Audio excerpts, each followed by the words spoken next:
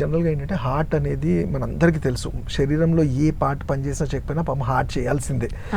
And దానికి simple example ఇస్తాను, varicose అని అంటాం. వెరికోస్ ఎక్కడో కాళ్ళలో వస్తాయి, కానీ ఎందుకు సీరియస్గా చేయాలి, ఎందుకంటే ఇక్కడ బ్లాక్ అయినా అది మళ్ళీ హార్ట్ మీదే ఉంటుంది. కాబట్టి ఏదైనా హార్ట్ రిలేటెడ్ ఉంటాయి, హార్ట్లో సర్క్యులేషన్ ఉండాలి కాబట్టి మనం చేస్తాం. సో అలాంటి హార్ట్కి మనం తీసుకోవాల్సిన కేర్ ఫస్ట్ థింగ్ ఏంటంటే, హెల్తీ హార్ట్ అంటే మనం తీసుకునే డైట్లో దాని మీద ప్రెషర్ పెట్టనిది, ఇట్లా కొవ్వు పదార్థాలు లాంటివి ఫ్యాట్కి చేరనివి ఫుడ్ మనం తీసుకోమని చెప్తాం. దానికి ఏంటంటే నాన్ వెజ్ కానీ ఆల్కహాల్ కానీ స్మోకింగ్ ఇవి కొంచెం తగ్గించమంటాము. రెగ్యులర్ ఎక్సర్సైజ్ అనేది, ఎక్సర్సైజ్ అంటే పర్టికులర్గా ఒకటే అని కాదు, ఎవరికి తోచింది ఎవరు చేయగలిగింది ఆ ఎక్సర్సైజ్ ఒక 10-15 మినిట్స్ వర్కౌట్ చేయమంటాము.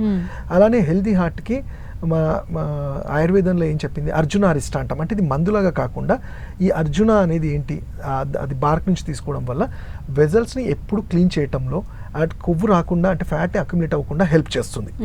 అలానే మీరంటూ కొన్ని సందర్భాలు రావడానికి రీజన్స్ వస్తే మనకి ఏమైనా తెలుస్తాయంటే, డెఫినెట్లీ హార్ట్ అనేది ఏంటంటే సడన్గా చెప్పేది, ఎందుకంటే అది కొంత సందర్భంలో 4 వాల్స్ బ్లాక్ అయింది కూడా తెలియదు.